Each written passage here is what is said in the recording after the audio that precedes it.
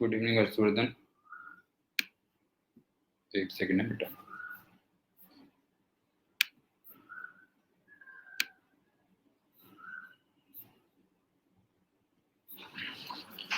तो last time हम लोग गॉस थ्योरम में थे।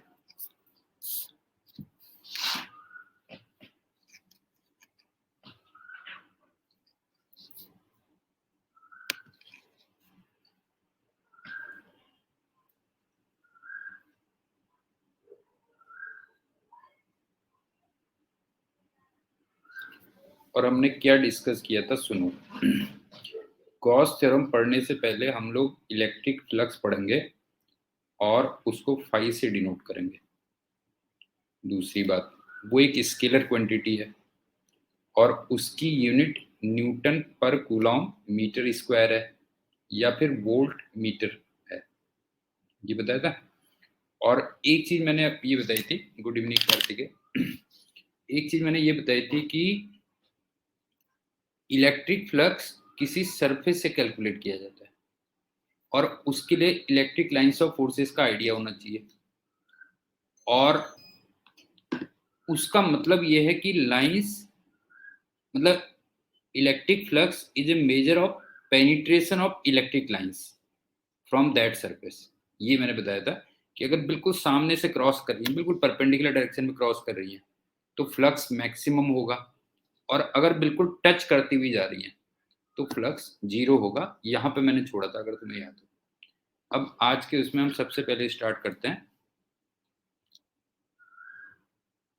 Area vector.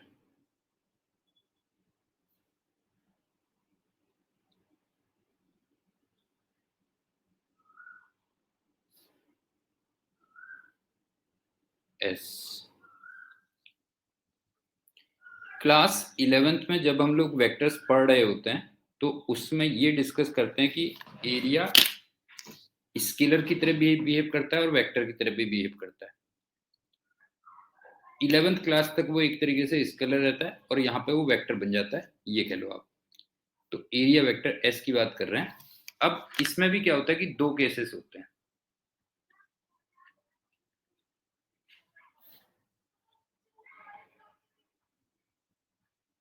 फर्स्ट, अगर सरफेस ओपन है,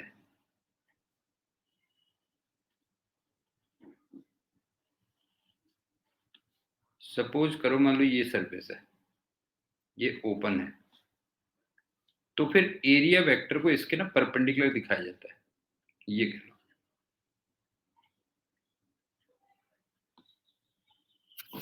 या तुम चाहते तो इसको नीचे भी दिखा सकते थे, ये हो गया। इन दोनों में से कोई भी एक डायरेक्शन ले सकते हो अगर सरफेस ओपन है। मतलब एस वेक्टर की जो वैल्यू आ गई, डायरेक्शन आ गई,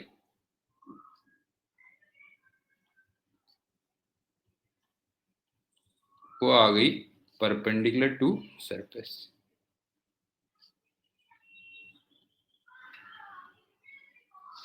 और ऑब्वियस सी बात है, इसका जो मैग्नीट्यूड होगा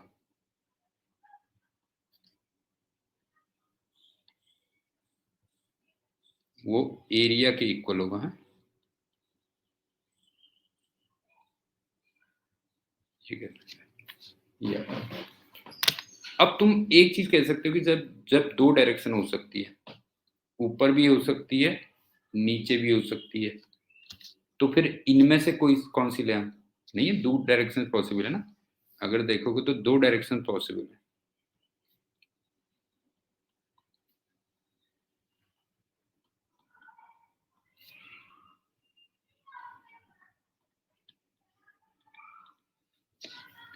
तो आप कोई सी भी डायरेक्शन ले लो, कोई प्रॉब्लम नहीं है।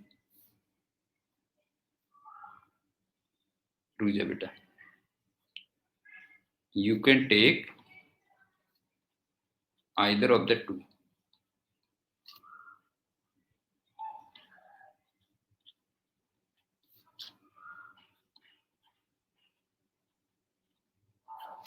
लेकिन एक बार जो तुमने ले ली, फिर उस क्वेश्चन में वो चेंज नहीं होनी चाहिए।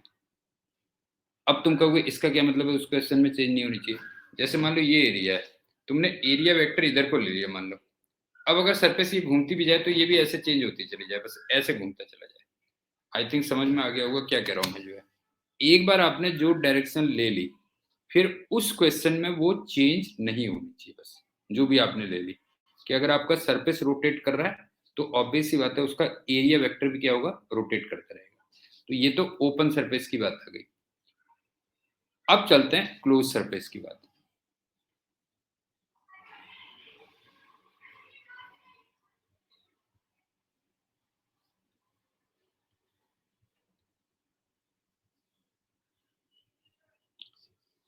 ये है मान लो, तो फिर इसमें बाहर को पॉजिटिव लेते हैं, बस ये कर लीजिए।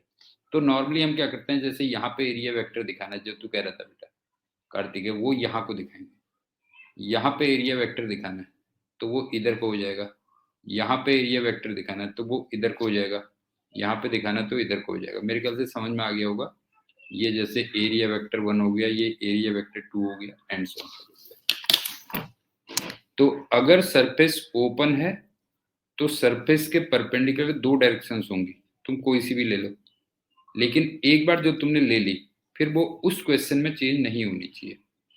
और अगर सरफेस क्लोज है तो फिर ये हम क्या करते हैं, उसको आउटवर्ड क्या लेते हैं, पॉजिटिव लेते हैं, बस ये कर लेते हैं। अब तो ये आ गया। अब चलते हैं दूसरी बात।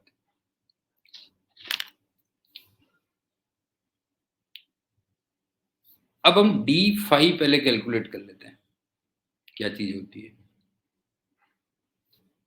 स्मॉल इलेक्ट्रिक फ्लक्स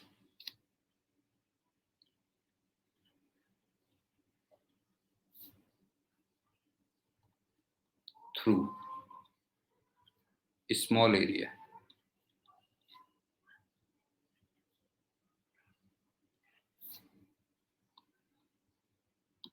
जैसे मान लो ये छोटा सा एरिया है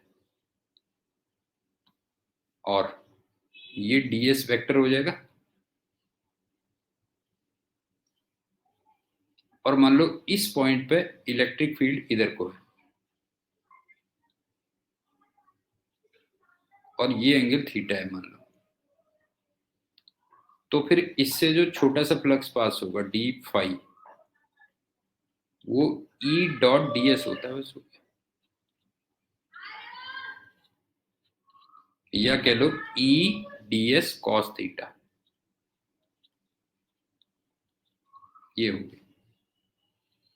आई थिंक समझ में आ गया होगा। बेटा एक छोटा सा एरिया लिया है तो वहां पे तो इलेक्ट्रिक फील्ड की वैल्यू फिक्स होगी ना। एक छोटा सा पोर्शन लिया हुआ है ऐसा, बहुत छोटा सा एरिया लिया हुआ है। अब उसमें थोड़ी तो इलेक्ट्रिक फील्ड को वेरी मानेगा, ये बता दो। वो तो अभी आएगा ना, अभी छोटा सा एरिया लिया हुआ है तो उसमें थोड़ी तो इलेक्ट्रिक फील्ड को वेरिएबल मानेगा बेटा जो। ये हो गया। और एक छोटी सी बात ये तुम जानते हो कि अगर डॉट प्रोडक्ट हो, डॉट प्रोडक्ट हमेशा एक स्केलर क्वांटिटी होती है ना, तो स्केलर हो गया। ये बात भी समझ में आ गई होगी। उसके बाद इलेक्ट्रिक फील्ड की जो यूनिट होती थी वो न्यूटन पर कूलम होती थी या वोल्ट पर मीटर होती थी, और जो एरिया होगा वो मीटर स्क्वायर होगा। क्यों? तो अब जरा देखो नेट क्या आ गया बताओ जो है। इसका मतलब फ्लक्स की क्या यूनिट बन गई बताओ जो है। फ्लक्स की बन गई न्यूटन पर कूलम मीटर स्क्वायर या वोल्ट मीटर बन गई उसको। मेरे ख्याल से ये भी क्लियर होगा। अब दूसरी बात देखो, अगर थीटा की वैल्यू 0 डिग्री हो,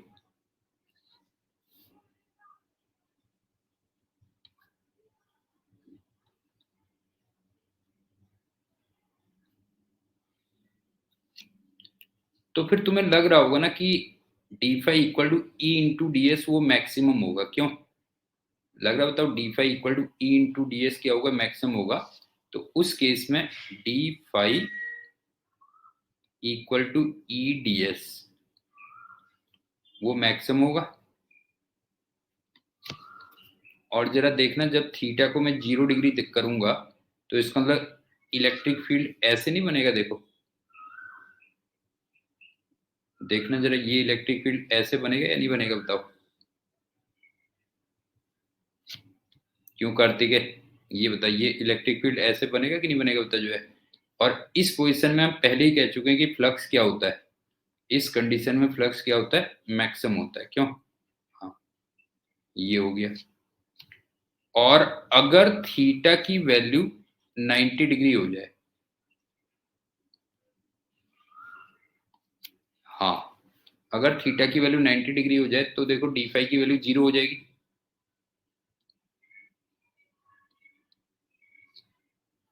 और थीटा की वैल्यू 90 डिग्री होने का मतलब क्या हो गया कि लाइन ऐसे हो गई, इलेक्ट्रिक लाइन इस टाइप से हो गई, क्यों। और ये मैं पहले ही बता चुका हूं कि अगर लाइन इस टाइप से होगी तो फ्लक्स की वैल्यू कितनी होगी, 0 होगी, ये कह लो। और एक चीज का और ध्यान रखना, थर्ड पॉइंट,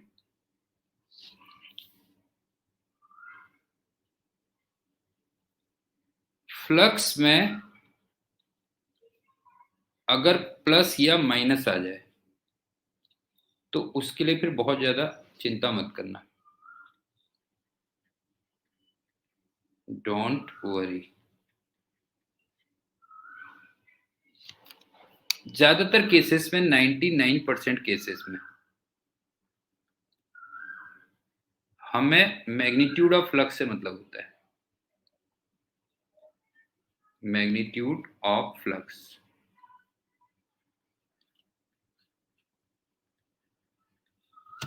और वैसे भी एक सिंपल सी बात देखो ना, कि मान लो ये एरिया है, ध्यान से देखना बेटा जो है, ये एरिया मान लो 2 मीटर स्क्वायर है, और इलेक्ट्रिक फील्ड मान लो 4 न्यूटन पर कूलम है। अब एक बच्चे ने मान लो एरिया वेक्टर इधर लिया, और दूसरे बच्चे ने एरिया वेक्टर इधर लिया, तो ये वाला जो बच्चा होगा ये तो कहेगा कि थीटा इज 0 डिग्री, किस किस के बीच में बताओ, बिटवीन ई वेक्टर और एस वेक्टर। हाँ, समझ में आ गया बेटा जो है, E vector and S vector, तो ये तो फ्लक्स बता देगा ई इंटू एस के इक्वल, तो ये कहेगा 8 वैल्यू होगी। और ये वाला बच्चा क्या कहेगा जरा बताओ जो है, ये कहेगा कि थीटा की वैल्यू 180 डिग्री है, इसका मतलब ये बोल देगा कि फ्लक्स माइनस ई एस हो गया, वो -8 बोल देगा। तो मेरे ख्याल से समझ में आ गया होगा क्या कहना चाह रहा हूं मैं। कार्तिकेय बता बेटा, समझ में आया कि नहीं आया। तो अगर फ्लक्स में मान लो प्लस या माइनस आता है तो उसके लिए फिर बहुत ज्यादा चिंता मत करो, क्योंकि वो तो इस बात पे डिपेंड कर जाएगा कई बार कि तुमने एरिया वेक्टर किधर को लिया, नहीं है, वो उस पर भी डिपेंड कर जाएगा एरिया वेक्टर किधर को लिया। और जहां पे तुम्हें थिंक करना होगा वो मैं अपने आप बता दूंगा तुम्हें। तो ये हो गया थर्ड पॉइंट। अब चलते हैं फोर्थ पॉइंट। अगर तुम्हें फ्लक्स बड़े एरिया से निकालना है, अभी तो हम छोटे से एरिया से निकाल लेते हैं, फ्लक्स फ्रॉम, हाँ, लार्ज एरिया, तो फिर ये हो जाएगा flux equal to integration D phi, या फिर integration E dot D S, या फिर integration E D S cos theta. और यहां पे तुम्हें जो इंटीग्रेट करना है वो उस सरफेस पे इंटीग्रेट करना है ना, नहीं है, मतलब दैट सरफेस। अरे अभी तू फिर सोहम, तू, मैंने कहा ना जब तू मेरे पास आया तो अपने दिमाग में तेरी जो भी फाइल है उसको सिर्फ डिलीट मार दे बेटा जो है, नहीं तो कंफ्यूज हो जाएगा, ठीक है। तेरे दिमाग में जो कुछ भी है उसको सिर्फ डिलीट जानता है ना जो है, वो मार दे, अदरवाइज फिर सब उल्टा सुल्टा हो जाएगा। तो ये वो सरफेस में करना है तुम्हें,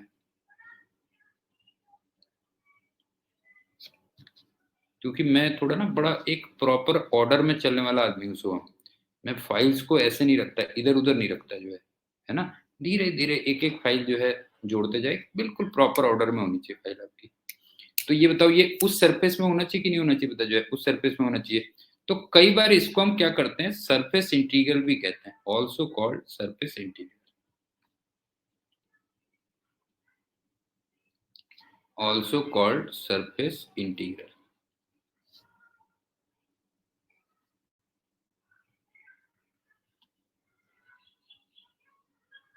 ये कह लो,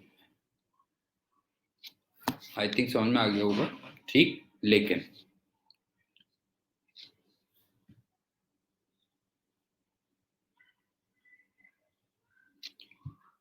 हम 12th क्लास में क्या करते हैं कि सरफेस इंटीग्रल ना अवॉइड करते हैं बेटा, बहुत ज्यादा नहीं करवाते हैं तुमसे जो है।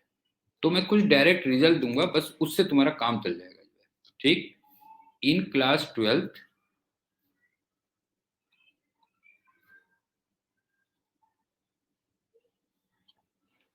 सरफेस इंटीग्रल,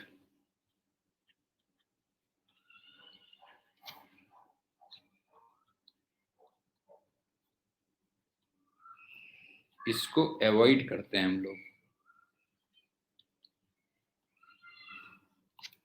अब मैं तुम्हें डायरेक्ट रिजल्ट दे रहा हूं, वो इंपॉर्टेंट है, बस उनको अच्छी तरीके से देख लेना। डायरेक्ट रिजल्ट,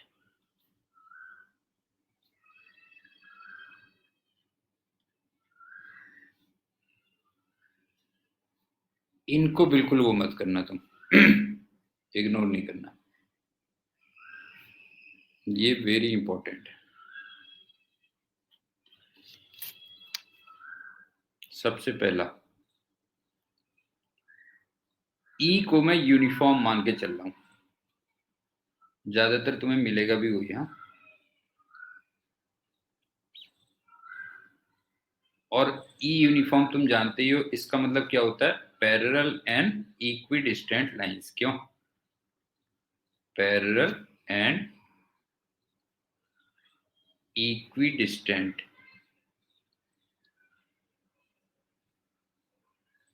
लाइंस, इसकी बात कर रहा हूं।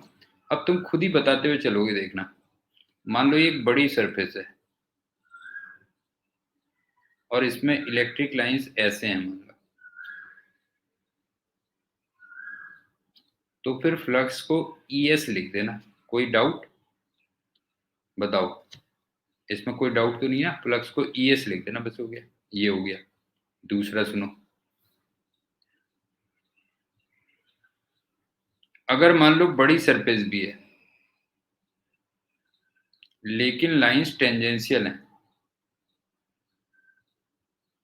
तो इसमें फ्लक्स को कितना लिख दोगे? 0। ये भी क्लियर होगा। थर्ड, अगर मान लो ये है और इलेक्ट्रिक लाइंस ऐसे हैं,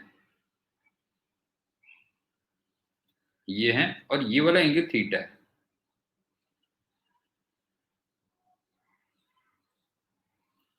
तो फिर फ्लक्स को तुम लिख देना ES cos थीटा,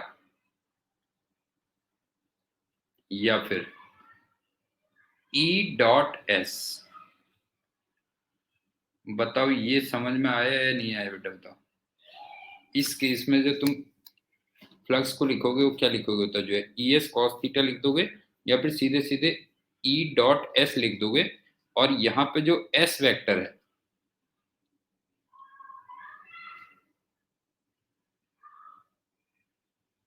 वो परपेंडिकुलर टू सरफेस होगा। क्यों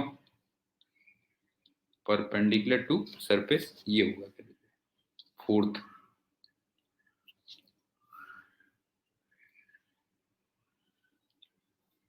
अगर मान लो एक यूनिफॉर्म इलेक्ट्रिक फील्ड है और इसमें कोई भी क्लोज लाइन है, क्लोज सरफेस है, कोई भी क्लोज सरफेस आ जाए,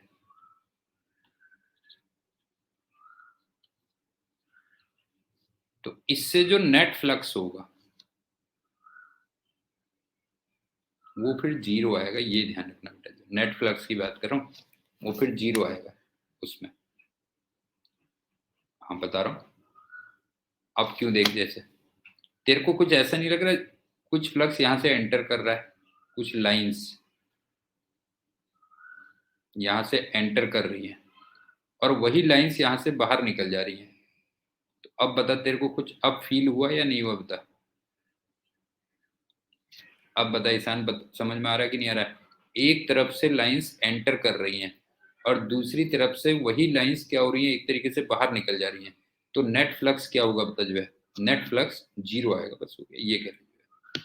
तो सिंपल सी बात है कि अगर ई यूनिफॉर्म होगा तो या तो ई एस से हमारा काम चल जाएगा, या जीरो से हमारा काम चल जाएगा, या ई एस कॉस थीटा से काम चल जाएगा, या ई डॉट एस से काम चल जाएगा। और एक पॉइंट मैंने बताया कि अगर कोई भी क्लोज सरफेस है और उसको यूनिफॉर्म फील्ड में रखा हुआ है तो फिर नेट फ्लक्स कितना आता है? जीरो आता है। और दूसरी बात, अब तेरी बात आई ईशान, लेकिन सही बात सही टाइम पे हो तभी मजा आता है, क्यों ईशान? सही बात अगर सही टाइम पे हो तो मजा आता है ना। आता है कि नहीं आता, बता जो है। अब जैसे बच्चा पैदा हुआ, मान ले जो है, ठीक है, बच्चा पैदा हुआ और उससे पूछा कि तू यार संन्यास लेने कहाँ जाएगा जो है, ठीक है, या तेरे बच्चे जो है क्या करेंगे, बच्चा अभी पैदा हुआ है बिल्कुल जो है, और उससे पूछ रहा है, तू छोटे से बच्चे से पूछ रहा है कि यार तू ये बता, तू अपने बच्चे को इंजीनियर बनाएगा डॉक्टर बनाएगा? तो ये क्या बात हुई बता जो है? ये बात हुई सही बात लेकिन गलत टाइम पे। किसान, बात समझ में आई बात जो है? ये सही बात तो सही है कि भाई बच्चों के बारे में सोचेगा वो बड़े होके जो है, लेकिन वो गलत टाइम पे हो रही है जो है। तो सही बात हमेशा किस टाइम पे होनी चाहिए? सही टाइम पे होनी चाहिए। तो अब चलते हैं, है ना? अब चलते हैं दूसरी बात, कि अगर नॉन यूनिफॉर्म इलेक्ट्रिक फील्ड हो, नॉन यूनिफॉर्म इलेक्ट्रिक फील्ड,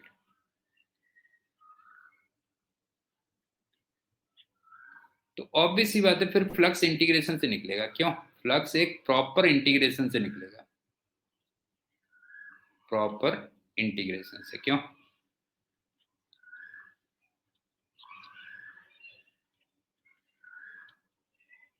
और ये हम लोग बाद में जैसे जैसे क्वेश्चन आएंगे कहीं पे, तो फिर हम उसके अकॉर्डिंग करेंगे, बस ओके। समझ गए ना, जैसे जैसे क्वेश्चन आएंगे उसके अकॉर्डिंग करेंगे। तो मेरे ख्याल से फ्लक्स तुम्हें अब क्लियर होगा काफी हद तक। फिर भी एक क्वेश्चन चलो मैं करवा दे रहा हूँ, देख लो।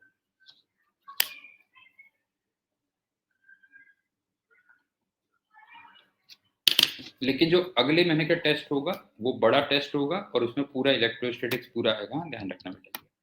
अगला जो टेस्ट होगा वो धीरे धीरे फिर तुम्हारा सिलेबस बढ़ता चला जाएगा।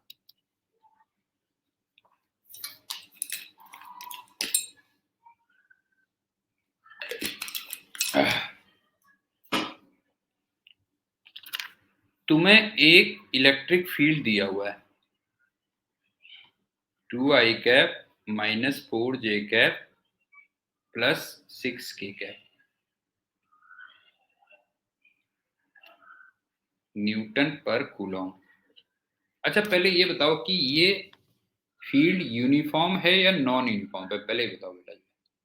ये फील्ड यूनिफॉर्म है या फिर नॉन यूनिफॉर्म है? बस यही तो अंतर है बेटा, ये फील्ड कांस्टेंट है, क्यों देख, क्यों देख, 2 - 4 6 i कैप j कैप और k कैप सारे के सारे कांस्टेंट नहीं है, ये बता दो। क्या इनमें तेरे को कोई चीज वेरिएबल लग रही है? ये बता। 2 हो गया, -4 हो गया, 6 हो गया, i कैप हो गया, j कैप हो गया, k कैप हो गया, सारी की सारी चीजें कांस्टेंट है कि नहीं, बताओ जो है। तो ऑब्वियस सी बात है, इसका मतलब इलेक्ट्रिक फील्ड क्या हो गया बेटा जो है? इलेक्ट्रिक फील्ड कांस्टेंट हो गया बस। तो मेरे ख्याल से समझ में बात आ गई होगी, क्यों? अब चलते हैं, एक सरफेस है और वो 4 मीटर स्क्वायर है और वो XY प्लेन में रखी है।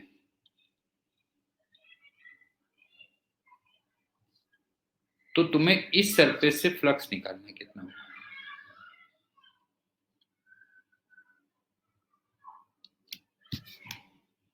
अब ये बताओ कि जो एरिया वेक्टर होता है वो सरफेस के परपेंडिकुलर होता है ना। एरिया वेक्टर क्या होता है, तो सरफेस के परपेंडिकुलर होता है। हाँ, और एक्स वाई प्लेन के परपेंडिकुलर प्लस या माइनस के कैप आएगा। क्यों? एक्स वाई प्लेन के परपेंडिकुलर क्या होगा, तो प्लस या माइनस के कैप आएगा।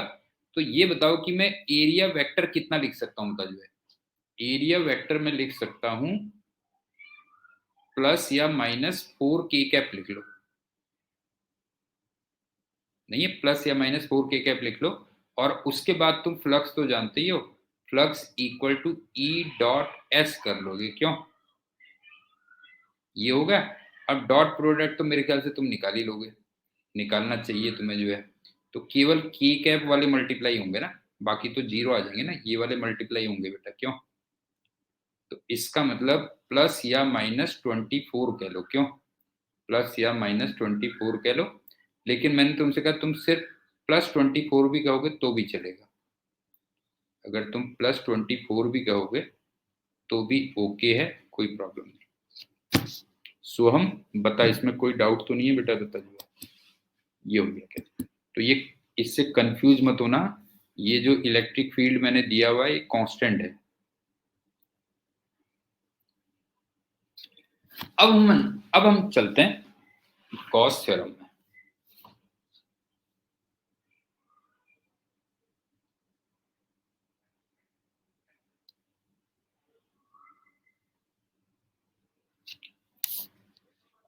देखो, इसने सिंपल बात एक बात कही कि किसी भी क्लोज सरफेस से जो टोटल इलेक्ट्रिक फ्लक्स होता है वो उस सरफेस के अंदर जितना नेट चार्ज होगा अपॉन एप्सिलॉन नॉट होता है। बस ये कहा था इसने। दोबारा सुन लो, कोई सी भी क्लोज सरफेस हो उससे जो टोटल इलेक्ट्रिक फ्लक्स होगा वो उसके अंदर जितना चार्ज है, नेट चार्ज, वो अपॉन एप्सिलॉन नॉट होगा। मतलब इसका स्टेटमेंट ये था, total electric flux, total electric flux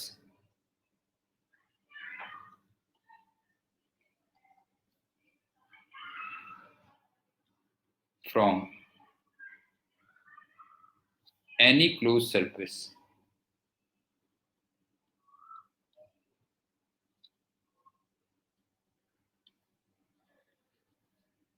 equal to net charge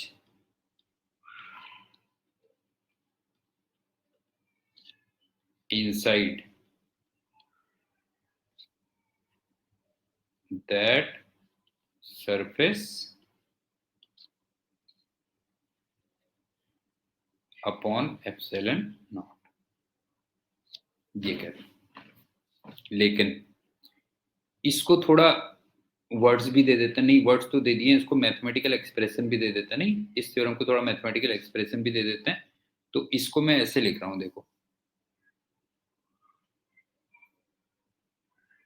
phi equal to D phi from close surface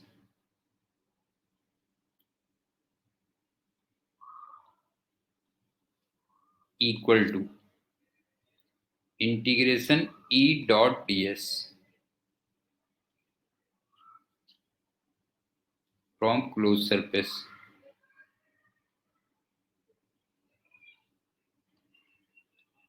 या इसको थोड़ा और बेटर, उसमें कई बार ऐसे लिखा हो जाता है बेटा, ऐसे।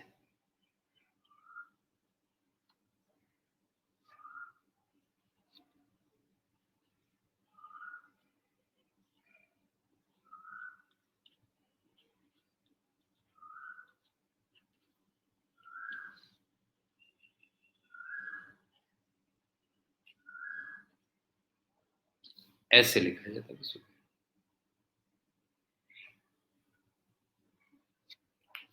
अच्छी तरीके से देख लो ये क्या है। अब ये बीच में बताऊंगा ये क्या है। ये क्या चीज है अभी बताऊंगा, पहले इसको एक्सप्रेशन को अच्छी तरीके से देख लो क्या है। अब इसको बोलते कैसे हैं वो भी सुन लो।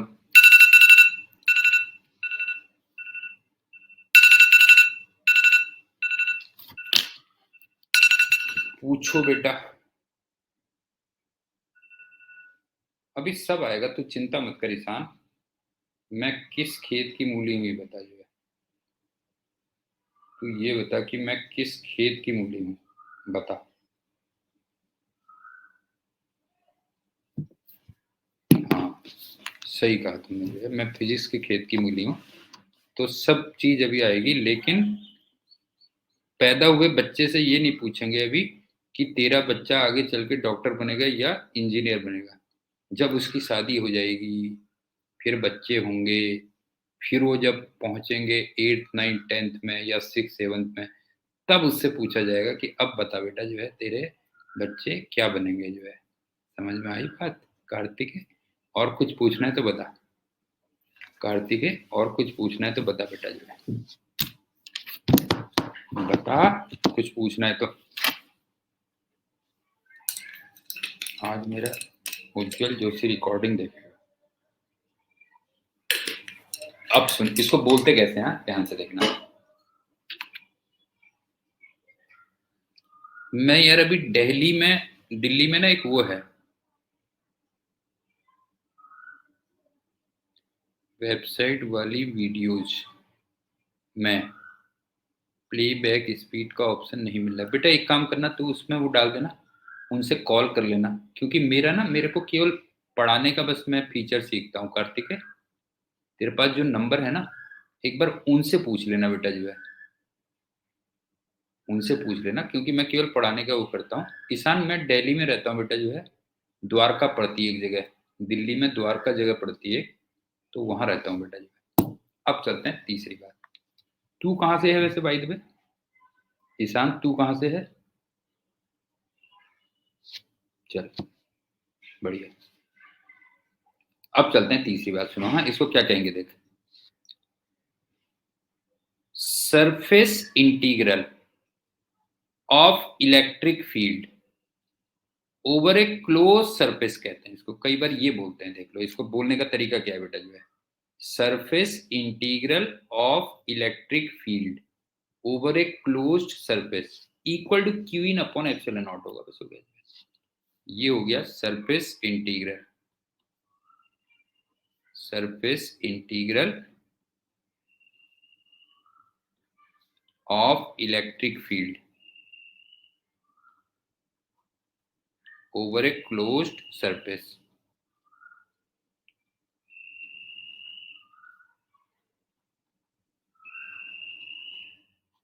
equal to q in upon epsilon naught. ये आ गया, मेरे ख्याल से समझ में आ गया होगा कैसे बोलते हैं बेटा जो है। अब चलते हैं चौथी बात। अगर Q इन पॉजिटिव आ रहा है, अब तेरी बात आई ईशान। अगर मान लो net flux Q in positive आ रहा है, तो इसका मतलब फ्लक्स बाहर को निकल रहा है, मतलब इलेक्ट्रिक लाइंस बाहर को जा रही है। इसका मतलब जो नेट फ्लक्स है, नेट फ्लक्स ये आउटवर्ड्स है।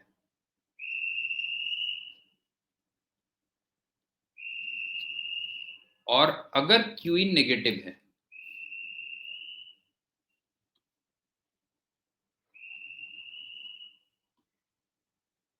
तो फिर जो नेट फ्लक्स होगा वो इनवर्ट्स होगा, बस हो गया।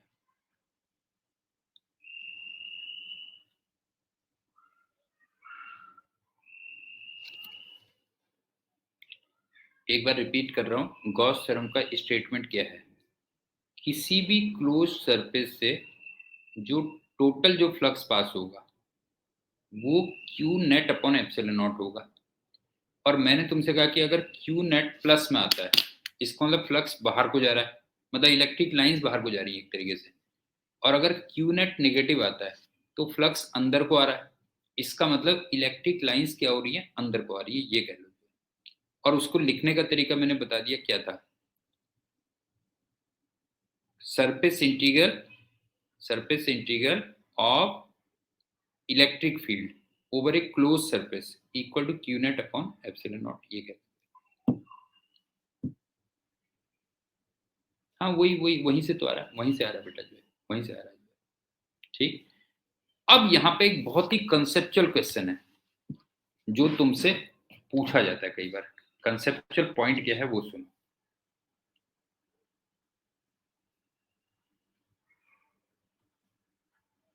कंसेप्चुअल पॉइंट,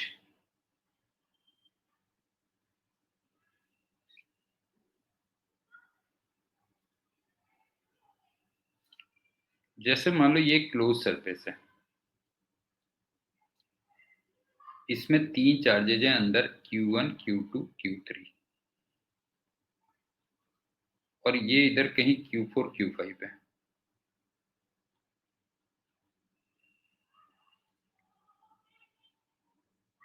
अब मान लो मैं यहाँ पे निकालता हूँ, ध्यान से देखना बेटा, जो है यहाँ पे जैसे छोटा सा एरिया लिया है मैंने, ये DS1 हो गया,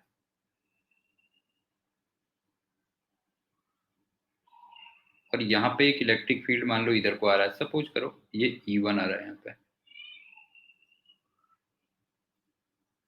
एक में मान लो यहाँ पे एक छोटा सा एरिया वेक्टर ले लेता हूँ,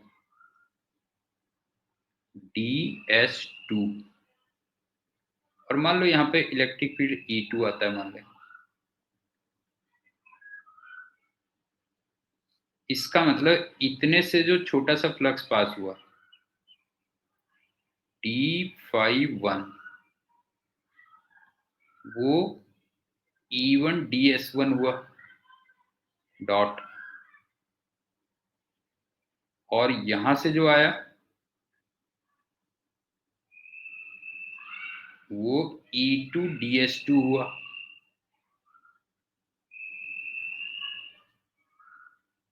एंड सो ऑन। क्यों and so on.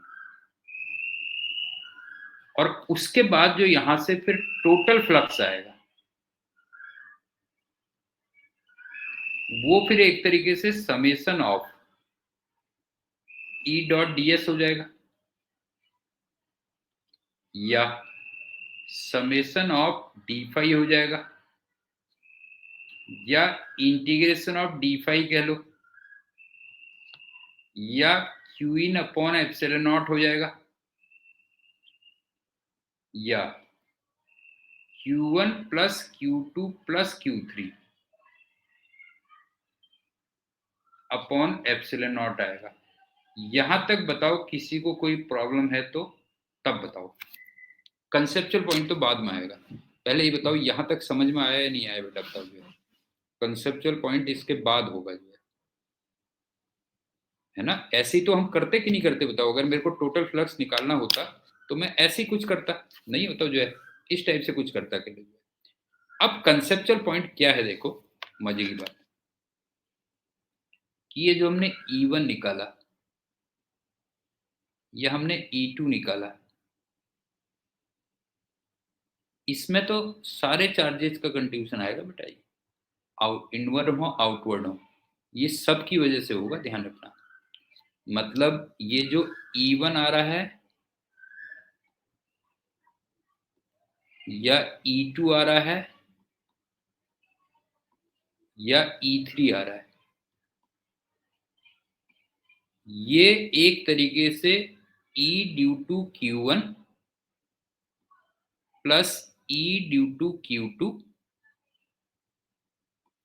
Plus and so on plus E due to Q5, ये सब की वजह से आ रहा है। इसका मतलब इलेक्ट्रिक फील्ड में both inside and outside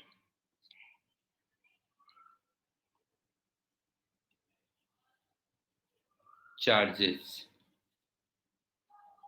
are taken. Kartikeya समझ में आ रही कि नहीं आ रही बात बेटा, बता जो है कि जब तुम इलेक्ट्रिक फील्ड निकालोगे तो उसमें तो सबका वेक्टर समाएगा, E due to Q1, E due to Q2, E due to Q3, सबका आएगा, इनसाइड हो आउटसाइड हो कुछ भी हो बेटा जो है सबका आएगा, ठीक। लेकिन बट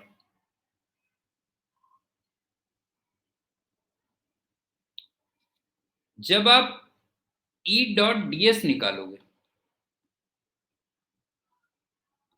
एक क्लोज सरफेस में, तो फिर जो रिजल्ट आएगा, रिजल्ट की बात कर रहा हूं मैं, रिजल्ट की बात कर रहा हूं, जो रिजल्ट आएगा उसमें केवल किसका कंट्रीब्यूशन आएगा, ओनली ड्यू टू, हाँ, क्यू इन कह लो, बस हो गया।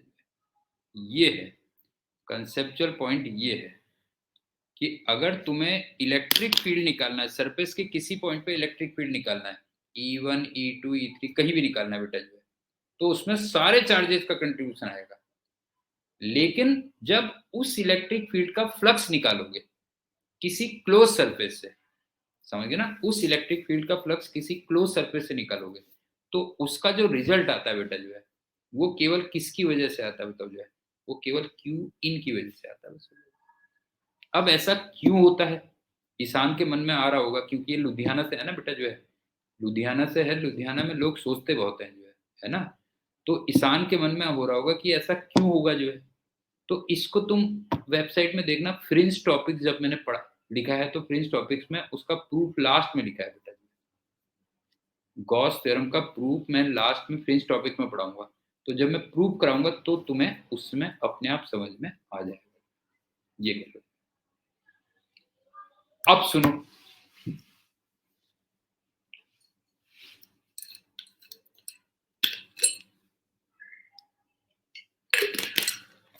ईशान ने मुझे एक चीज और भी बताई है।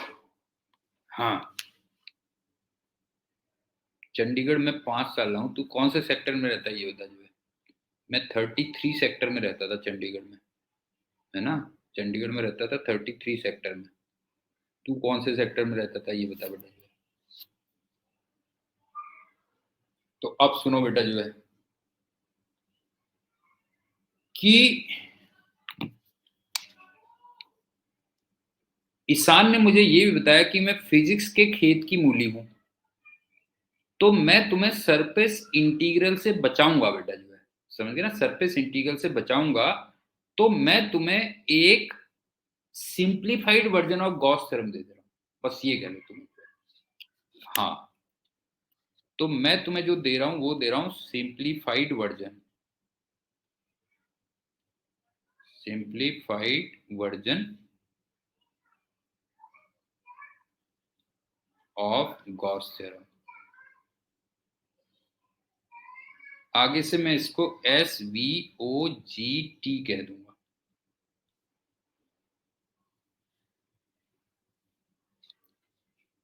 अब तुम मेरे को एक बात बताओ, अगर तुम्हें simplified version of Gauss theorem चाहिए, तुम्हें टोटल फ्लक्स ही तो चाहिए था ना अल्टीमेटली, नहीं होता टोटल फ्लक्स ही तो चाहिए था, तो टोटल फ्लक्स तुम्हारा ES आएगा, या कुछ सरफेस में जीरो आ जाएगा, equal to Q in upon epsilon naught कर लेना, बस हो गया, वो कुछ इंटीग्रल वगैरह कुछ मत करना, ये है कह लो।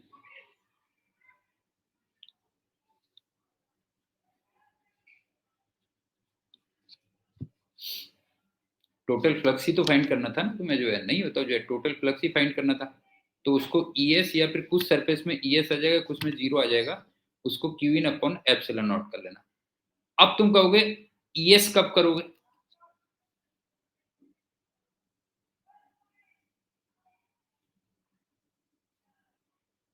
ES करने के लिए तुम्हें दो कंडीशन चाहिए होंगी बेटा जो है, एक तो जो लाइंस होनी चाहिए वो परपेंडिकुलर टू सरफेस होनी चाहिए,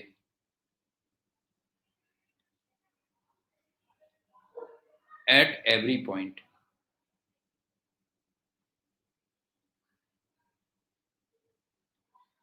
एक तो ये होनी चाहिए, और E का जो मैग्नीट्यूड होना चाहिए, मैग्नीट्यूड की बात कर रहा हूं, ये कांस्टेंट होना चाहिए हर पॉइंट पे,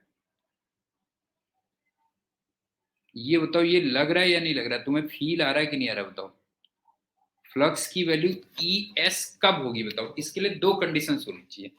इसको चलो मैं C1 और C2 कह देता हूँ, कंडीशन 1 और कंडीशन 2 कह देता हूँ। पहले बताओ, ये फील आया या नहीं आया? हर्षवर्धन, तू बता बेटा जो है, ये तेरे को फील आया या नहीं आया? हाँ, कि लाइंस तुम्हें हर जगह पे क्या होनी चाहिए बताओ जो है? परपेंडिकुलर होनी चाहिए सरफेस के। और ई का मैग्नीट्यूड क्या होना चाहिए? हर जगह पे क्या होना चाहिए? कांस्टेंट आना चाहिए बेटा जो है। आ गया ना? बस, तो फिर तू कहाँ रहता है? तू भी बताएगा, ऐसे नहीं, तू भी बताएगा ना, ताकि मेरे को पता चले ना, वहाँ के शहर से पता चलता है लोगों का। समझ गया बेटा जो है? शहर से पता चलता है लोगों का जो है। और दूसरा ये बता कि उसकी वैल्यू 0 कब होगी?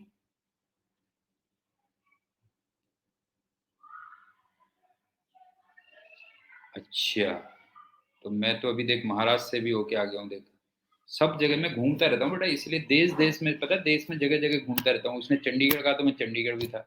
नासिक तो नहीं गया मैं, लेकिन महाराष्ट्र भी घूम के आया, इसीलिए जो है कि वहाँ पे हर्षवर्धन टाइप के बच्चों को कैसे, मतलब बच्चे कैसे होते हैं ना, इसलिए बेटा जो है। इसकी वैल्यू 0 तब होगी कोलकाता नहीं आया यार, चांस की वजह से रही, कोलकाता कभी नहीं आया बेटा जो है। इसकी वैल्यू 0 तब होगी जब लाइंस हर जगह पे क्या होंगी बताओ जो है? Lines are tangential.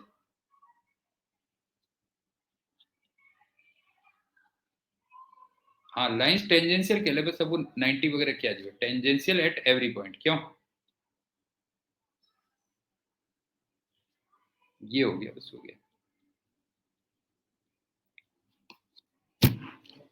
तो आगे से तुम जो गॉस थ्योरम को याद रखोगे ना, तुम बस ऐसे याद रखना बेटा जो है कि टोटल फ्लक्स या ईएस या 0, वो तुम्हें दिमाग से भी लगाना पड़ेगा जो है, उसकी value Q in upon epsilon not होगी। बस हो गया जो है, Q in upon epsilon not. यहाँ तक किसी को कोई डाउट है तो बोलो बेटा जी। केवल प्रूफ को छोड़ के, प्रूफ मैंने तुमसे कहा लास्ट में पढ़ाऊंगा, प्रूफ को छोड़ के अगर कोई डाउट है तो बताओ बेटा जी। नहीं है ना? अब चलते हैं एप्लीकेशंस ऑफ गॉस थ्योरम। असली चीज तो वो है ना बेटा जो है कि जो क्वेश्चंस बनेंगे जो है। तो नेक्स्ट हम आते हैं एप्लीकेशंस ऑफ गॉस थ्योरम।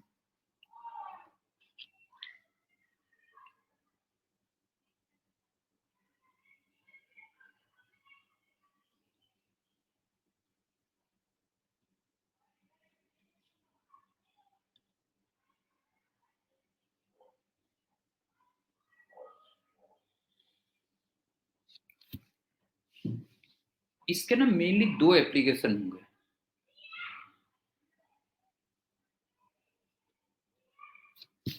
एक तो तुम्हें याद है, मैंने तुम्हें जो है इलेक्ट्रिक फील्ड के एक्सप्रेशन लिखवा दिए थे, प्रूफ नहीं करवाए थे बेटा जो है। केवल एक प्रूफ करवाया था, अगर तुम्हें याद होगा, केवल एक प्रूफ कराया था। क्यों? और वो प्रूफ कौन सा वाला करवाया था?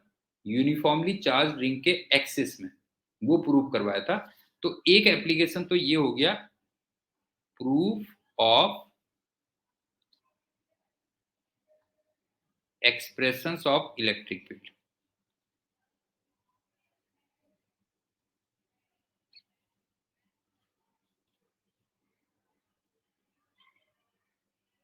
एक तो ये हो गया बेटा जो है। और दूसरा क्या है कि किसी सरफेस से फ्लक्स कैलकुलेट करने के लिए, flux from some given surface.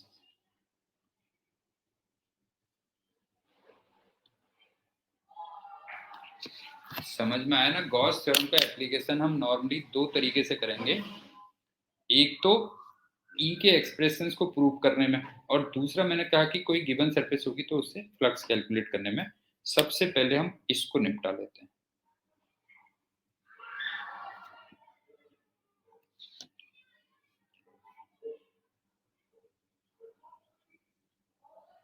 Proof of expressions of electric field.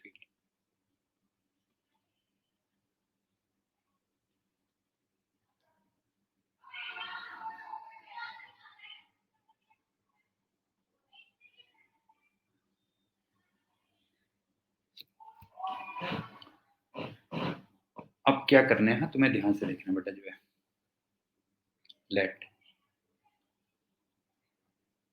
You have to find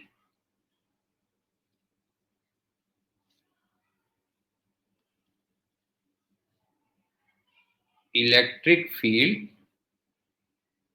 at P। मान लो तुम्हें P पॉइंट पे इलेक्ट्रिक फील्ड निकालना है। अच्छा, ये मैंने तुम्हें शुरू में ही बता दिया था ना कि तुम्हें इलेक्ट्रिक लाइंस का आइडिया होना चाहिए बेटा, जो अदरवाइज थोड़ा फिर नहीं कर पाओगे आप। ये वाली प्रॉब्लम्स अगर इलेक्ट्रिक फील्ड का आइडिया नहीं होगा तो नहीं कर पाओगे, लेकिन इलेक्ट्रिक फील्ड बस उतनी ही होंगी जितनी हमने पढ़ी थी, बस उससे ज्यादा होंगी भी नहीं। तो तुम्हें करना क्या है कि तुम्हें ना P से पास होने वाला एक क्लोज सरफेस एज्यूम करना है बेटा। P से पास होने वाला एक क्लोज सरफेस एज्यूम करना है जिसमें फ्लक्स या तो ES हो जाए और या जीरो हो जाए। किसी सरफेस में ES हो गया, किसी में जीरो आ गया, क्या लिखा है, assume A close surface, closed surface passing through P,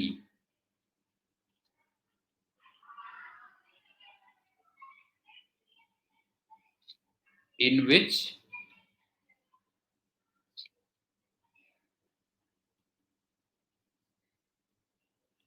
flux is either ES और जीरो। और ES के लिए मैंने तुमसे कहा था दो कंडीशन सेटिस्फाई होनी चाहिए, या तो कंडीशन 1 सेटिस्फाई होनी चाहिए और कंडीशन 2 सेटिस्फाई होनी चाहिए, ये कह लो। और लास्ट में तुम क्या रख दोगे, फाइनली तुम लिख दोगे phi total equal to ES, और कुछ में जीरो भी आएगा, ध्यान रखना, equal to Q in upon epsilon naught. और बाय द वे मुझे ये E निकालना था, तो एक बात बताओ, E की जो वैल्यू आ गई एक तरीके से, जहां पे जीरो हो गया तो छोड़ ही देंगे उसको तो उसको बताओ Q in upon S epsilon not. बताओ ये समझ में आई या नहीं आई बेटा, बताओ। ये पॉइंट अभी वैसे एग्जाम्पल कराऊंगा तब समझ में आएगी तुम्हें, तब और समझ में आएगी, हाँ तब और समझ में आएगी।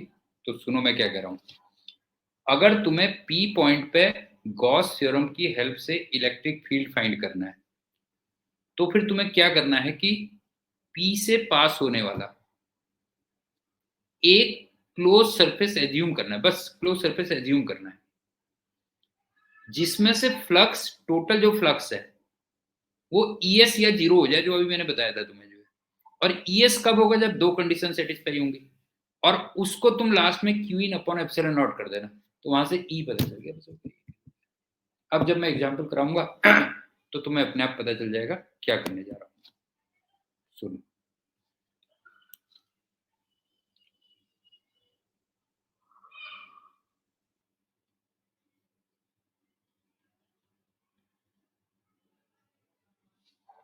सबसे पहले हम चलते हैं पॉइंट चार्ज का।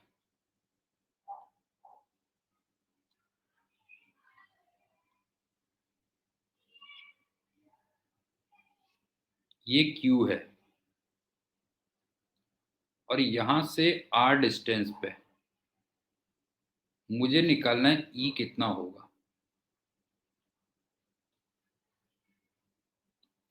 मैंने कहा था ना, एक तुम्हें क्लोज सरफेस एज्यूम करनी पड़ेगी। तुम्हें लग रहा हो क्लोज सरफेस एक स्फीयर बनना चाहिए,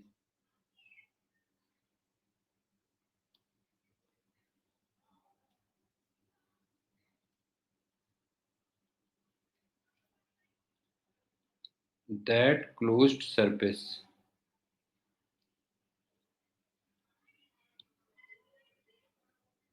should be a sphere।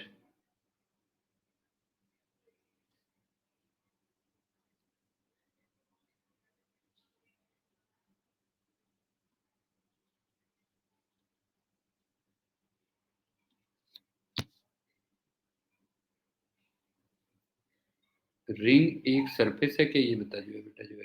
Surface का मतलब एक क्लोज सरफेस की बात कर रहा हूँ, 3D बॉडी बनी ईशान, क्लोज सरफेस का मतलब क्या कह रहा हूं मैं? क्लोज सरफेस का मतलब क्या कह रहा हूं बता जो है? क्लोज सरफेस का मतलब क्या कह रहा हूं? एक 3D बॉडी बनी। विजुअलाइजेशन हुआ या नहीं हुआ बेटा बता जो है? समझ गया ना? क्लोज सरफेस बन गई तो एक 3D बॉडी बन गई, बस हो गया। ये कह रहे ये है। अब तुम कहोगे कि ये स्फीयर क्यों बना? नहीं है स्फीयर क्यों बना, देखो इसकी लाइंस ऐसे होती है ना, तुम जानते ही हो ऐसे होती है।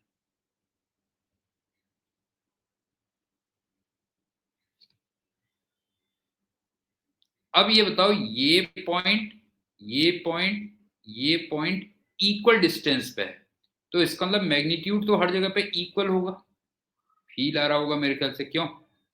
ई का मैग्नीट्यूड तो हर जगह पे सेम रहेगा कि नहीं रहेगा बताओ जो है? ई का मैग्नीट्यूड हर जगह पे सेम रहेगा। और दूसरा मैंने तुमसे कहा था हर जगह पे एंगल 90 डिग्री है या नहीं है, बताओ बेटा? लाइंस बताओ परपेंडिकुलर है या नहीं है? ये तो कंडीशन 1 और कंडीशन 2 इसमें सेटिस्फाई हो रही है या नहीं हो रही है? कार्तिक बता, इस क्लोज सरफेस में वो दोनों कंडीशन सेटिस्फाई हो रही है या नहीं हो रही है? हो रही है ना। एक तो ई की वैल्यू हर जगह पे सेम है, और इलेक्ट्रिक लाइन सरफेस के हर जगह पे परपेंडिकुलर है। इसका मतलब इस सरफेस में, therefore in this surface,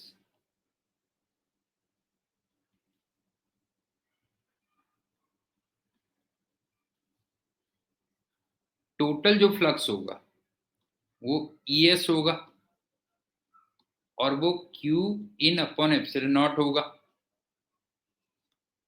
means E equal to Q in upon S epsilon naught होगा। और उसके अंदर जरा देखना Q चार्ज है बेटा, और एरिया कितना होगा बताओ? 4 पाई R स्क्वायर, और इंटू एप्सिलॉन नॉट हो गया। तो फाइनली ई का एक्सप्रेशन देखो जरा, यही आ गया या नहीं आ गया? 1/4 पाई एप्सिलॉन नॉट Q/R स्क्वायर। बताओ ये पॉइंट चार्ज का ये फॉर्मूला बनता है कि नहीं बनता? बताओ पॉइंट चार्ज फॉर्मूला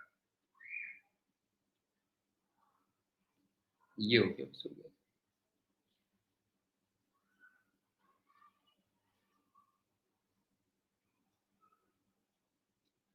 मेरे ख्याल से समझ में आ गया होगा, क्यों नहीं है?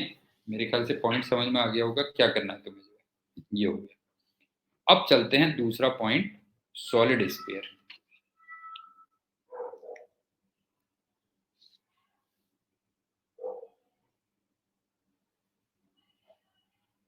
Solid sphere of charge.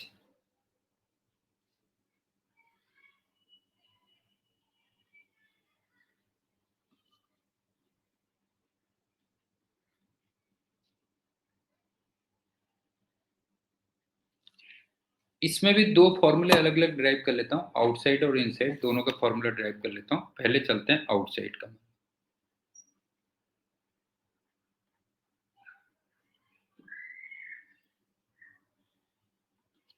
ये था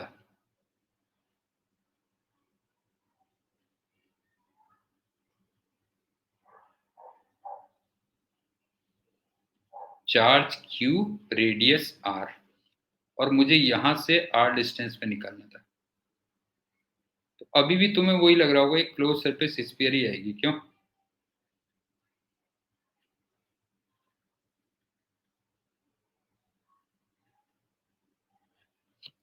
नहीं अभी भी वही लग रहा होगा क्लोज सरफेस स्फीयर ही होगी।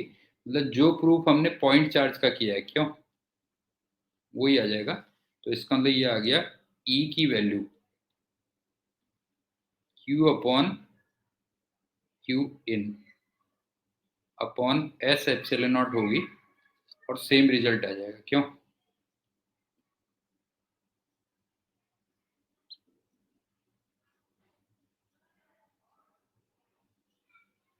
बताओ सोहम, कार्तिकेय, ये इसमें तो कोई प्रॉब्लम नहीं है, आउटसाइड वाले में तो कोई प्रॉब्लम नहीं है।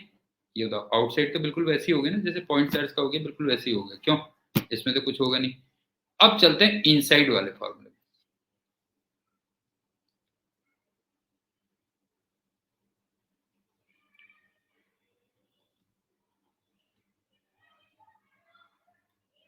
ये है, मुझे यहां पे निकालना है तो ये आ गया, ये वो क्लोज सरफेस हो गया, ध्यान रखना, दैट क्लोज्ड सरफेस।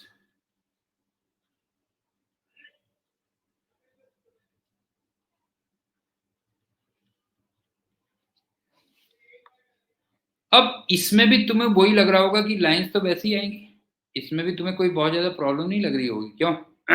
अब भी वही लग रहा होगा। तो इसका मतलब E की value Q in upon S epsilon not होगी। बताओ यहां पे तक कोई प्रॉब्लम है तो बोल दो, यहां तक कोई प्रॉब्लम है तो बोलो बेटा जो है, यहां तक तो कोई प्रॉब्लम नहीं है ना। अब वैल्यू रख रहा हूं, देखो मेरे को केवल इसके अंदर चार्ज चाहिए, मुझे केवल इसके अंदर चार्ज चाहिए। तो Q इन कितना हुआ, देखो Q अपॉन 4/3 r³ इंटू 4/3 छोटा r³ अपॉन S का मतलब 4πr² और इंटू एप्सिलॉन नॉट। ये बताओ इसमें कोई प्रॉब्लम है तो बोलो बेटा।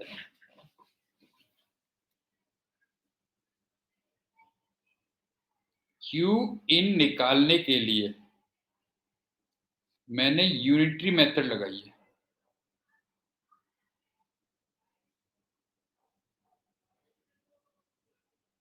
Q इन निकालने के लिए मैंने यूनिटरी मेथड लगाई है, बिकॉज यहाँ पे जो चार्ज का डिस्ट्रीब्यूशन होगा वो डायरेक्ट रेशियो ऑफ वॉल्यूम होगा। अगर आप देखोगे ना यहाँ पे जो चार्ज होगा वो डायरेक्ट रेशियो ऑफ वॉल्यूम होगा।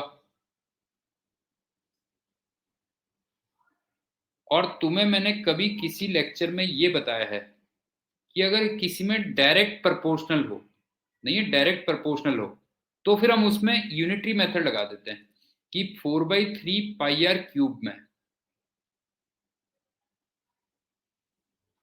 Q चार्ज है, इसका मतलब 1 वॉल्यूम में कितना चार्ज होगा और फिर उतने वॉल्यूम में कितना चार्ज होगा ये कह लोगे। तो फाइनली तुम रिजल्ट अगर देखोगे तो रिजल्ट कुछ ऐसा आएगा बेटा, रिजल्ट आएगा इसका E = K Q/r³ इंटू छोटा r, ये रिजल्ट आएगा बस।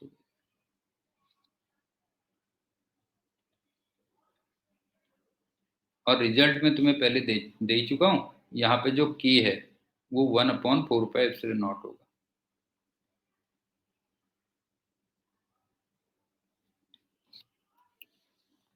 बताओ किसी को कोई डाउट है तो बोलो बेटा, नहीं तो फिर हम चलते हैं अगले उसमें ग्रुप में।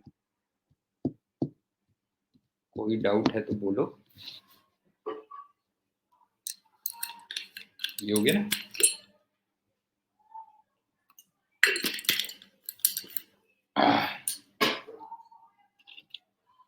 अब चलते हैं तीसरा, ग्रुप सारे कराऊंगा ज्यादातर मैं तुम्हें।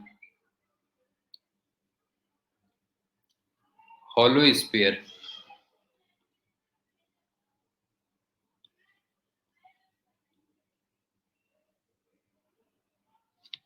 अब ये बताओ कि ये है,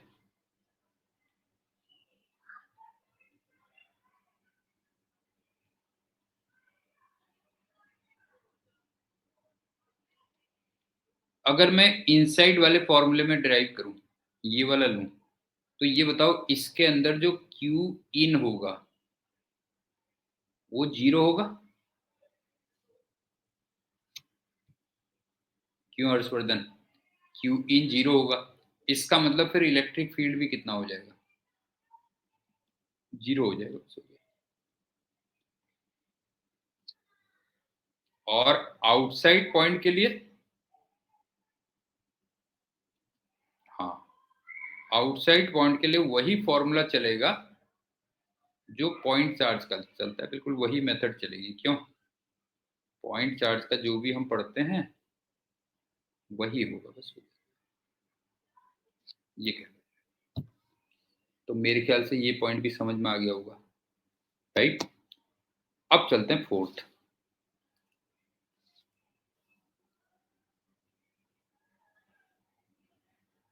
इनफाइनाइटली लॉन्ग लाइन चार्ज।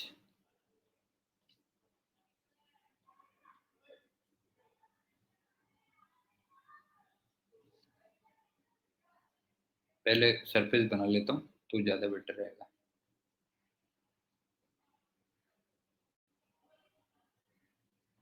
जैसे ये था इनफाइनाइटली लॉन्ग लाइन चार्ज, और इसमें लैम्डा होता था, तुम्हें याद होगा, चार्ज पर यूनिट लेंथ होता था।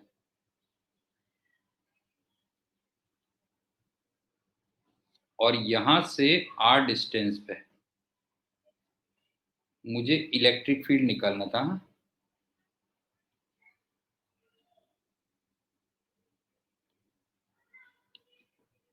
तो अब के मैंने ना वो जो क्लोज सरफेस ली, वो एक सिलेंडर लिया बेटा जो है, दिस टाइम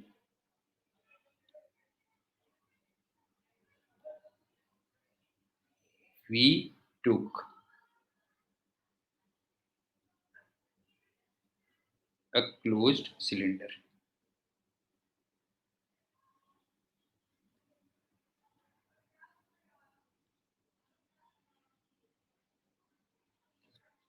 अब ये हम कैसे ले रहे हैं, वो उसके लिए मैंने तुमसे कहा वो इलेक्ट्रिक लाइंस का आइडिया होना चाहिए। रीजन देखो क्या है, यहां से तुम्हें याद है मैंने कहा था इलेक्ट्रिक लाइंस ऐसे निकलेंगी।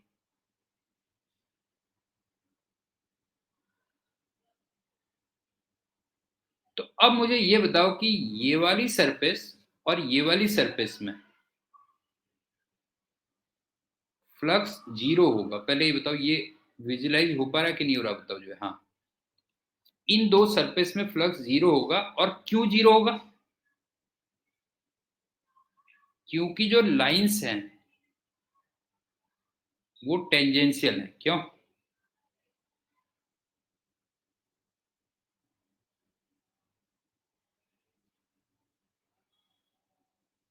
लेकिन ये वाली जो सरफेस बन रही है,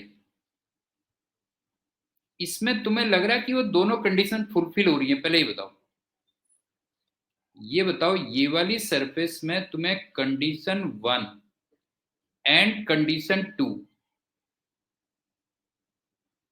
ये फुलफिल होती हुई लग रही है कि नहीं लग रही है? बताओ बेटा जो है। एक तो हर जगह पे इलेक्ट्रिक फील्ड का जो मैग्नीट्यूड है वो फिक्स है, और इलेक्ट्रिक लाइंस हर जगह पे क्या है, बताओ जो है। इलेक्ट्रिक लाइंस हर जगह पे क्या है, सरफेस के क्या है, परपेंडिकुलर है। इसका मतलब इस वाली सरफेस में केवल इसी से फ्लक्स होगा, और वो कितना होगा, ई इंटू एस होगा।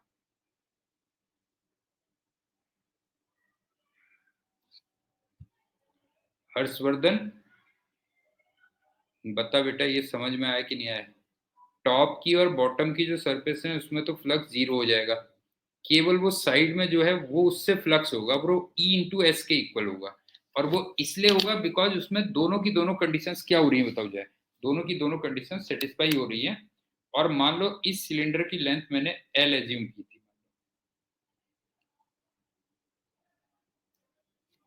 तो इसका मतलब ये हो गया, देयरफॉर टोटल जो फ्लक्स हुआ पूरा लिख देता हूं चलो, zero plus E S plus zero. अब सही लगेगा तुम्हें ना, zero plus E S plus zero equal to Q in upon epsilon naught. इसमें बताना बेटा, किसी को डाउट है तो बोलो बेटा। यहाँ पे बताओ, इसमें किसी को डाउट है तो बोलो।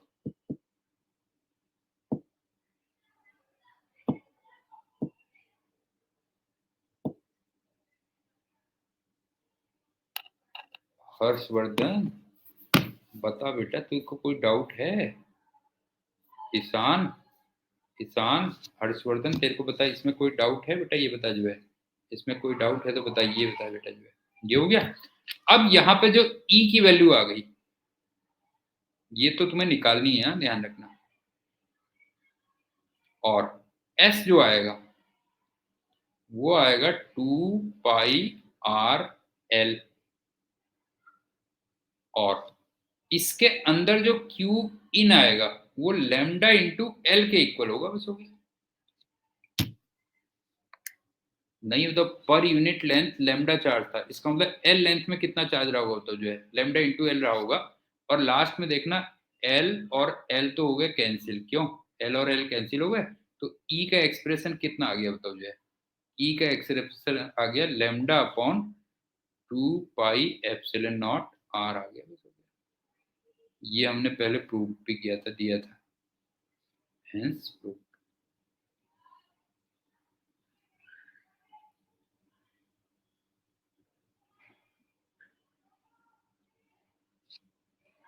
कोई डाउट?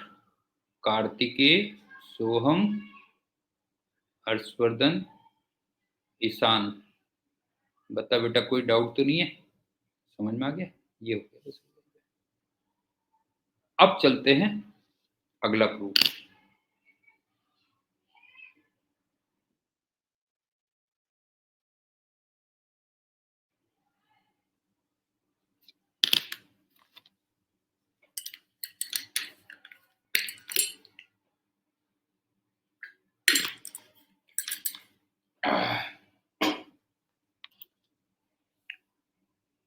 इनफाइनाइटली लॉन्ग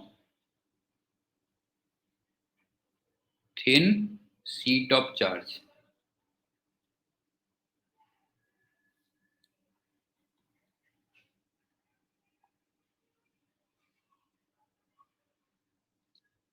मैं बार बार तुमसे कह रहा हूं कि गॉस थ्योरम अप्लाई करने के लिए हमें इलेक्ट्रिक लाइंस का आइडिया होना चाहिए, और उसमें भी बहुत ज्यादा आइडिया नहीं चाहिए, जो हम पहले कर चुके हैं उतने से हमारा काम चल जाता है।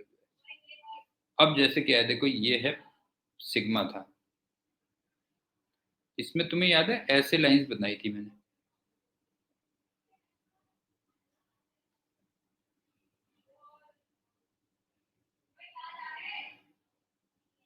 ये बनाई थी लाइन। अब इसमें मैं क्लोज सरफेस लेता हूं, आज थोड़ा सा कलर चेंज कर देता हूं।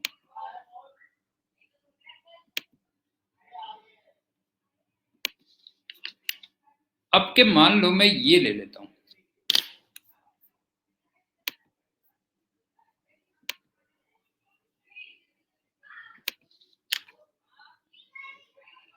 अब के ये सिलेंडर ले लेता हूं,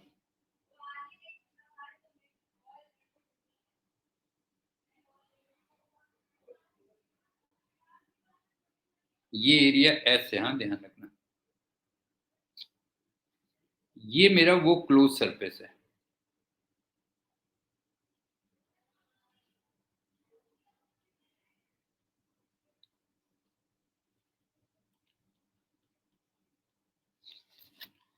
अब कार्तिकेय ये बता, ये वाली जो सरफेस बन रही है इसमें तेरे को फ्लक्स जीरो दिख रहा है? बता, ये वाली जो सरफेस दिख रही है इसमें फ्लक्स जीरो दिख रहा है या नहीं दिख रहा है, बता जी। लाइंस टेंजेंशियल है ना। अब इस पे आ जा,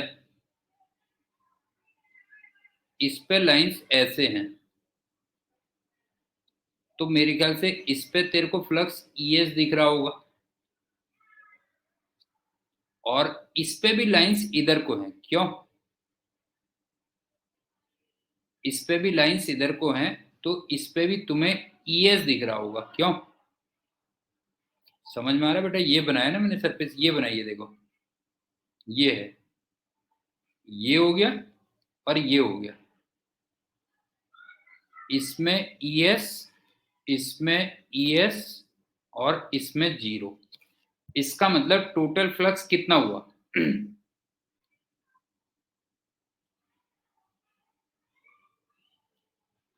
ES plus zero plus ES equal to Q in upon epsilon naught. तो 2 ES Q in upon epsilon naught, अब के लेकिन जो क्यू इन होगा ये सिग्मा इंटू एस होगा। बताओ ये क्लियर हुआ? कार्तिकेय ये बता, अब के ये क्लियर हुआ कि नहीं हुआ? बता जो है, अब के जो क्यू इन होगा वो सिग्मा इंटू एस होगा। क्यों?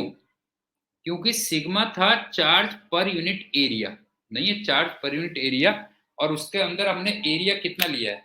जैसे ये थी ना सीट, ऐसे थी बेटा जो है, ये थी, तो हमने तो ऐसे सिलेंडर एज्यूम किया ना, ये एज्यूम किया, तो ये एस हुआ।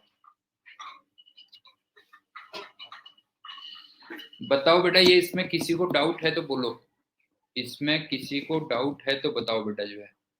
क्यू इन हमने कितना लिया? Sigma into S. अब तुम्हें एस कैंसिल होता हुआ दिख रहा होगा, ये कैंसिल हो गया, इसका मतलब जो ई की वैल्यू आ गई वो आ गई सिग्मा अपॉन 2 एप्सिलॉन नॉट आ गई।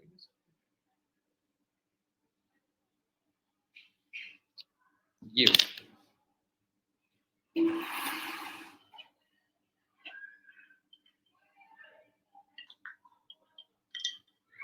एहसान समझ में आ गया बेटा?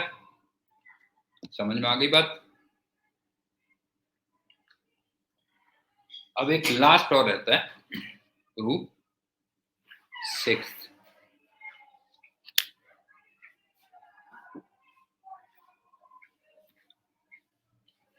just outside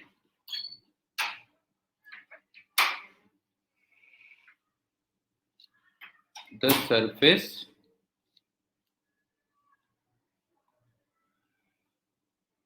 of a charged conductor.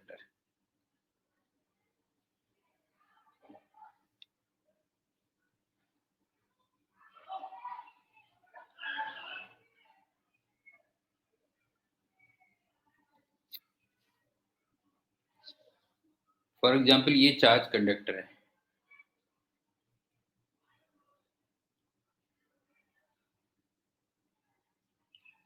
वही मैंने तुमसे कहा ना लाइंस का आइडिया होना चाहिए, तो लाइंस ऐसे होंगी। क्यों? ये होंगी, सरफेस के परपेंडिकुलर होंगी, वो सब होंगी। अब फिर कलर चेंज करता हूं।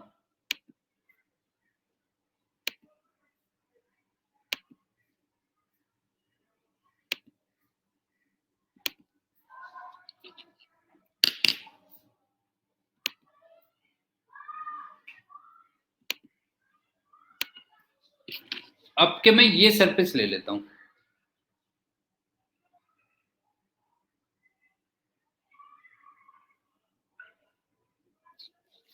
अब सुनो, ये ES हो गया,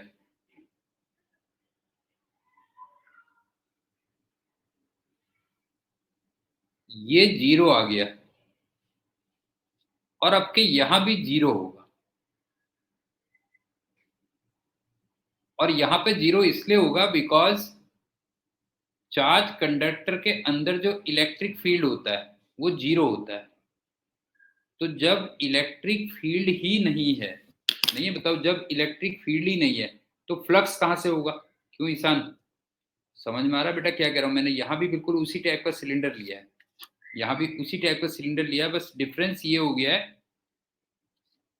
कि अब के जो अंदर वाली सरफेस में उस पर फ्लक्स 0 होगा, क्योंकि जब इलेक्ट्रिक फील्ड नहीं है तो सर वो कहां से आएगा, फ्लक्स कहां से आएगा? तो अब क्या लिखूंगा मैं, सुनो, अब लिखूंगा now total flux equal to 0 plus ES plus 0 equal to Q in upon epsilon naught. और यहां पे जो क्यू इन होगा वो सिग्मा इंटू एस होगा, और एस से एस हो जाएगा कैंसिल, तो फाइनली ई का एक्सप्रेशन देखोगे तो वो सिग्मा अपॉन एप्सिलॉन नॉट होगा।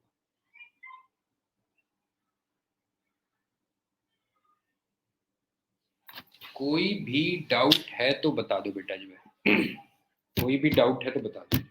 ये है बस।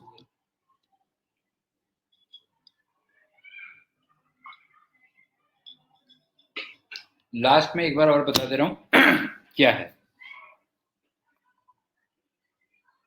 तुम्हें पी पॉइंट पे इलेक्ट्रिक फील्ड का एक्सप्रेशन निकालना था, तो पी से पास होने वाला तुम्हें एक क्लोज सरफेस एज्यूम करना है। पी से पास होने वाला क्लोज सरफेस एज्यूम करना है, जिसमें मैं फ्लक्स अगर निकालूं तो या तो जीरो हो जाए कुछ सरफेस में, और कुछ में ईएस हो जाए। लेकिन ईएस होने की कंडीशन क्या होती है? वो जो दो कंडीशंस मैंने दी हैं वो फुलफिल होनी चाहिए फिर जो है, समझ गए ना, वो दो कंडीशंस फुलफिल होनी चाहिए। और उसके बाद टोटल फ्लक्स को Q in upon epsilon naught कर देना, तो वहां से ई निकल जाएगा। ये था क्या, ये आ गया। अब चलते हैं एप्लीकेशन नंबर 2, वो बहुत इंपॉर्टेंट है बेटा। अब बात आती है एप्लीकेशन 2।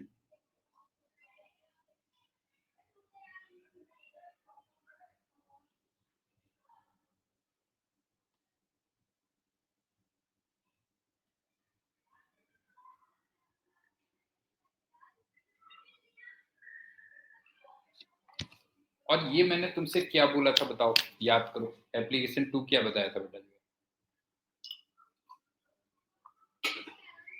एप्लीकेशन 2 बताया था to calculate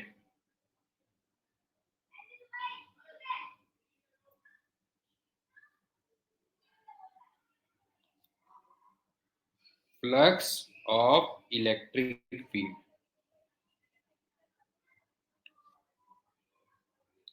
from some given surface.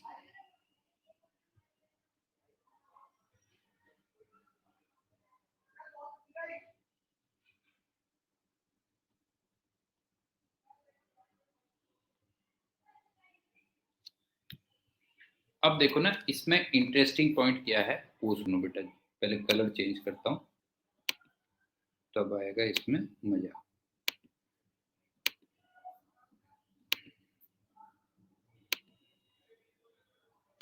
देखो, अरे क्या हो गया? Electric field is produced by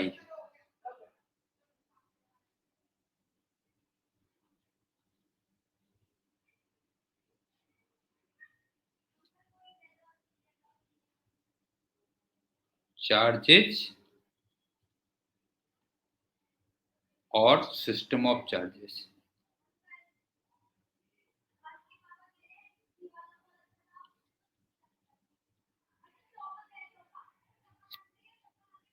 सो हम समझ में आ रहा है बेटा, जो है हमें किसी फ्लक्स से इलेक्ट्रिक फील्ड का फ्लक्स निकालना है।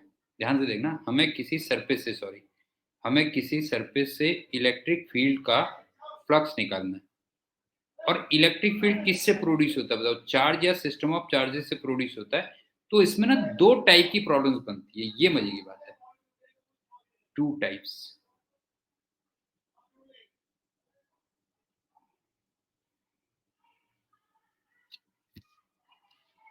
एक टाइप में तुम्हें इलेक्ट्रिक फील्ड दिया होगा,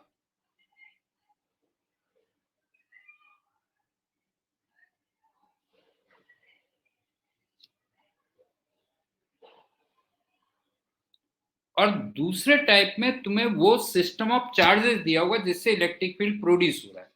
system of charges will be given. System of charges will be given.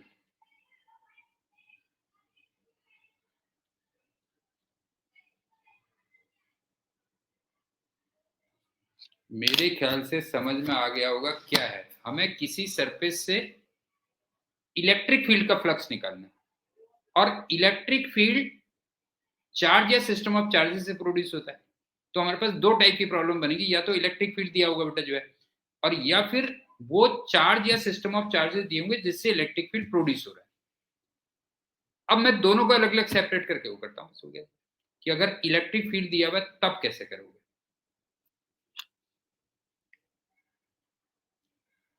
If E vector is given,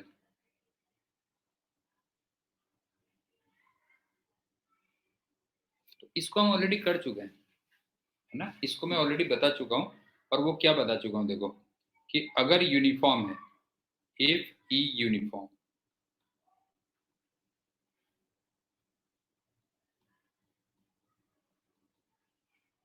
तो ये हम ऑलरेडी कर चुके हैं बेटा जो है। फ्लक्स या तो 0 होगा या ES होगा या ES cos थीटा होगा या E.S होगा। और एक चीज मैंने और बताई कि क्लोज सरफेस हो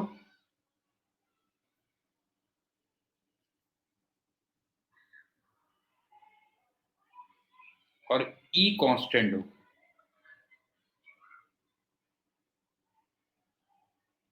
तो फिर जो टोटल फ्लक्स आता है वो 0 आ जाता है। बताओ यहाँ तक किसी को कोई प्रॉब्लम है बेटा, ये बताओ जो है, यहाँ तक बताओ किसी को कोई प्रॉब्लम तो नहीं है कि अगर तुम्हें इलेक्ट्रिक फील्ड कांस्टेंट दिया हुआ है, नहीं है, इलेक्ट्रिक फील्ड दे रखा है, तो उसमें फर्दर दो केस होंगे कि अगर इलेक्ट्रिक फील्ड यूनिफॉर्म होगा तो या तो 0 होगा या ES होगा या ES cos थीटा या E.S होगा, और या फिर अगर क्लोज सरफेस है और यूनिफॉर्म इलेक्ट्रिक फील्ड है तो टोटल फ्लक्स 0 होगा। ये कर लीजिए, एक तो ये हो गया। और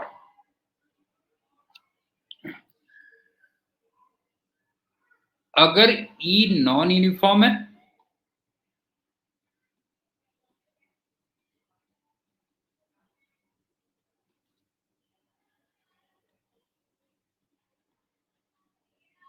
तो फिर मैंने कहा था इंटीग्रेशन से निकलेगा, क्यों? तब इंटीग्रेशन से निकलेगा और वो फिर प्रॉब्लम टू प्रॉब्लम वेरी करेगा, ये मैंने बताया। ये क्या, सोहम, ईशान, कार्तिकेय, हर्षवर्धन, बता बेटा ये समझ में आया कि नहीं आया? कि तुम्हें किसी, समझ गए ना, तुम्हें किसी सरफेस से इलेक्ट्रिक फील्ड का फ्लक्स निकालना है, और इलेक्ट्रिक फील्ड चार्ज या सिस्टम ऑफ चार्जेस से प्रोड्यूस होता है। तो तुम्हें दो तरीके होंगे कि या तो इलेक्ट्रिक फील्ड दिया हो, जो हम ऑलरेडी डिस्कस कर चुके हैं। अब चलेगा दूसरा कि अगर चार्ज या सिस्टम ऑफ चार्जेस से प्रोड्यूस होता है।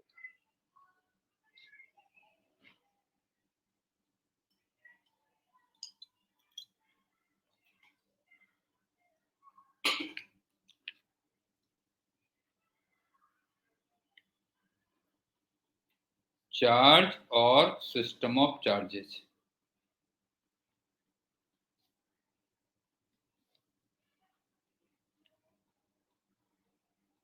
ये गिवन।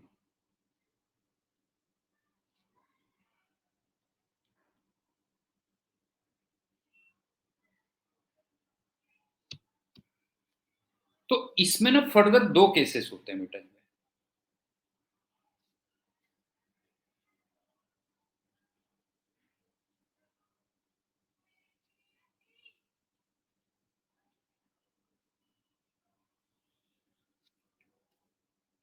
केस 1,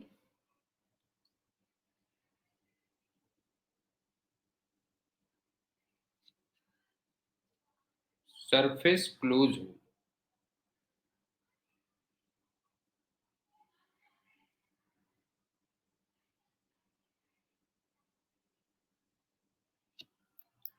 तो मैं इसको कई बार कहता हूँ ना कि सरफेस क्लोज हो, तो ये बल्ले बल्ले सिचुएशन है बेटा, बल्ले बल्ले। तू पंजाब में ही रहता है, चंडीगढ़ में, तो तू अच्छे तरीके से समझेगा, बल्ले बल्ले सिचुएशन। हाँ,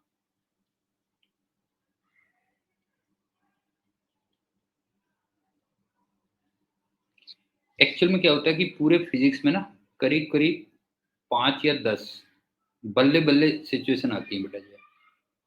तो उसमें क्या होता है कि बल्ले बल्ले मतलब बहुत ही बिल्कुल हलवा कहते हैं ना, हलवा गेंद आ गई बेटा जो है, तो वो कह लो जो है ना। तो उसमें क्या होता है कि अगर वो बल्ले बल्ले सिचुएशन में तुम्हें क्वेश्चन आ गया तो तुम्हें क्वेश्चन नहीं करना होता बेटा जो है, पहले तुम्हें सबसे पहले भांगड़ा डांस करना है जो है। जैसे ही तुम्हें अगर उसमें से दिख गया ना कुछ भी बेटा जो है, तो पेपर रखा है एक तरफ, बाहर निकलो और भांगड़ा डांस करो बेटा जो है ना, भांगड़ा डांस करो। और फिर क्वेश्चन जो है स्टार्ट करोगे। तो अब ये बल्ले बल्ले सिचुएशन ये मैं तुम्हें बताऊंगा नेक्स्ट टाइम बेटा। To be continued, to be continued. Bye and thank you.